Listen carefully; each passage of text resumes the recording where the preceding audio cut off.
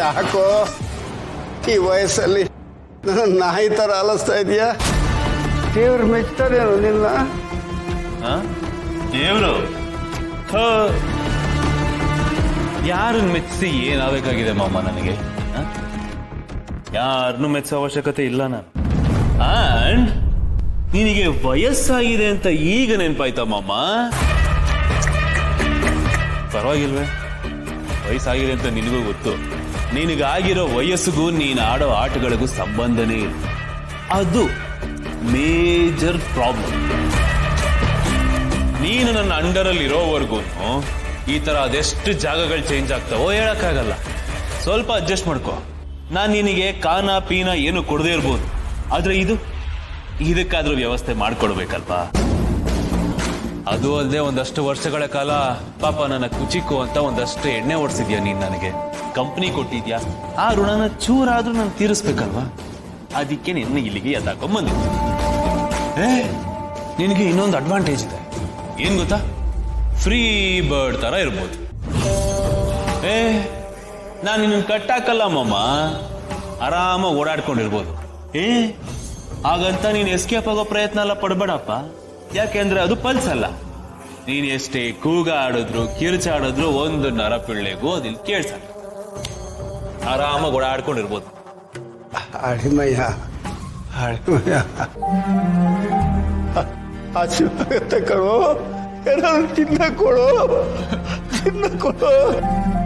ಹಶುವಾಗ್ತಿದ್ಯಾ ಮಮ್ಮ? ಹಶುವಾಗ್ತಿದ್ಯಾ? ಅಯ್ಯೋ ಎಂತ ಕ್ರೂರಿನೋ ಜೇಡಿ ನೀನು. ನಿನ್ನ ಕುಚಿಕು ಮಾಮಗೆ ಇಷ್ಟೊಂದು ಕಾಟ ಕೊಡೋದು ನೀನು ಸರಿ ಇಲ್ಲ. ನೀನು ಸರಿ ಮಾಮ, ಊಟ ಬೇಕಾನೆ ಮಾಮ? ಬರೀ ಊಟ ಅಲ್ಲ, ವಿತ್ ಟಾನಿಕ್ಕು ಕೊಟ್ಬಿಡ್ತೀನಿ. ಆದ್ರೆ ನಂದೊಂದು ಕಂಡೀಷನ್ ಇದೆ.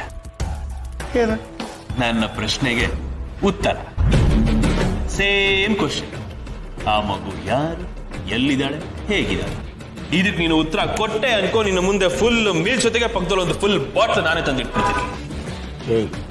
ಎಷ್ಟು ಸರ್ತಿ ಹೇಳಬೇಕು ನಿಮಗೆ? ಈ ನಿನ್ನ ಮಾವನ ಕತ್ತಿಡಿದು ಸಾಯಿಸಿದ್ರು ಒಂದೇ, ಊಟ ಕೊಡದೆ ನರಸಿ ಸಾಯಿಸಿದ್ರು ಒಂದೇ ಒಂದು ಸಣ್ಣ ಕ್ಲೂ ಕೂಡ ಸಿಗಲ್ಲ ಕಣ ನಿಂಗೆ.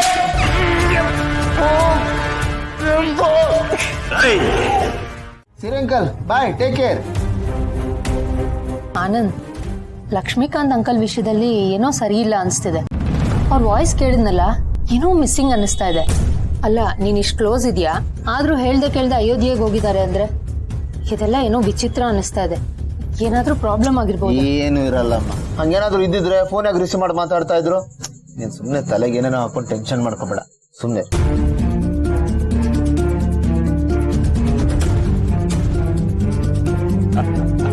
ಕೆಟ್ಟಿರೋದು ನಿನ್ ಗಂಟ್ಲಲ್ಲ ಮಾಮ, ನಿನ್ನ ಹಣೆ ಬರಹ.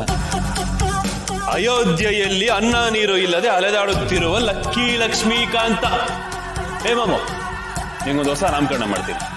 ಇನ್ಮೇಲೆ ಲಕ್ಕಿ ಲಕ್ಷ್ಮೀಕಾಂತ ಬದಲು ಪಕ್ಕದಲ್ಲಿ ಅನ್ ಅಂತ ಸೇರ್ಸ್ಕೊಂಡ್ಬಿಡು. ಯಾಕಂದ್ರೆ ನೀನು ಅನ್ಲಕ್ಕಿ ಲಕ್ಷ್ಮೀಕಾಂತ. ದುರಾದೃಷ್ಟವಂತ ಲಕ್ಷ್ಮೀಕಾಂತನಿಗೆ ಜೈ.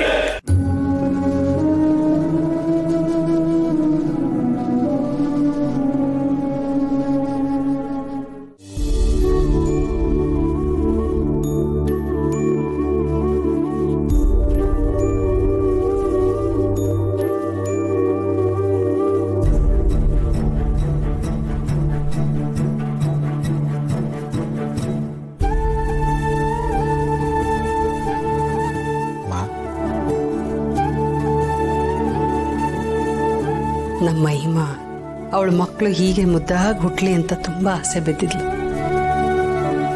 ಅದಕ್ಕೆ ಮೊಮ್ಮಕ್ಕಳು ಫೋಟೋ ತಗೊಂಡ್ಬಂದಿಟ್ಕೊಂಡಿದ್ಲು. ಹೀಗಾಗೋಯ್ತಲ್ಲೋ ಜೀವ. ಆಗಿರೋದನ್ನ ಯಾರು ಬದಲಾಯಿಸಕ್ಕಾಗತ್ತಮ್ಮ? ನಿಧಾನವಾಗೆಲ್ಲ ಸರಿ ಹೋಗುತ್ತೆ ಬಿಡು. ಜೀವ, ಮಹಿಮಾ ದಿನ ಈ ಫೋಟೋಸ್ ನೋಡ್ತಾ ಇದ್ರೆ ತುಂಬಾ ಡಿಸ್ಟರ್ಬ್ ಆಗೋಗ್ತಾಳೆ ಕಣೋ.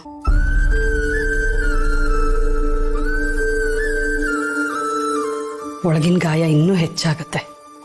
ಕೆಲಸ ಮಾಡು, ಈ ಫೋಟೋಸ್ನ ಎಲ್ಲಾದ್ರೂ ಒಳಗಡೆ ಮುಚ್ಚಿಟ್ಬಿಡು. ಸರಿ ಅಮ್ಮ, ನೀನು ಹೇಳ್ದಾಗೆ ಮಾಡ್ತೀನಿ.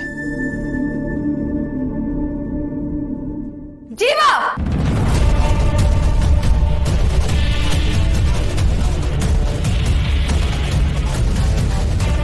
ಏನ್ ಮಾಡ್ತಿದ್ಯಾ?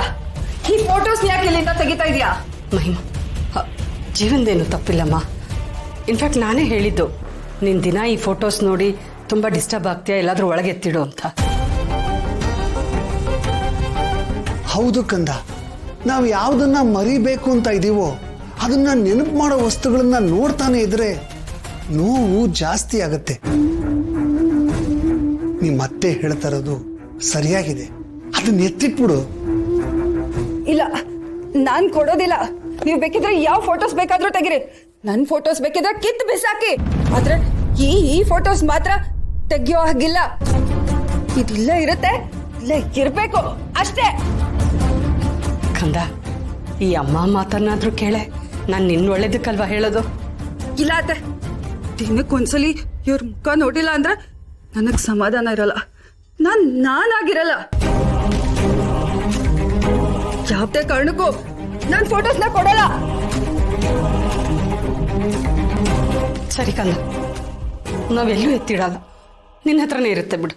ಹಾಂ, ಸಮಾಧಾನ ಮಾಡ್ಕೊ ಪ್ಲೀಸ್.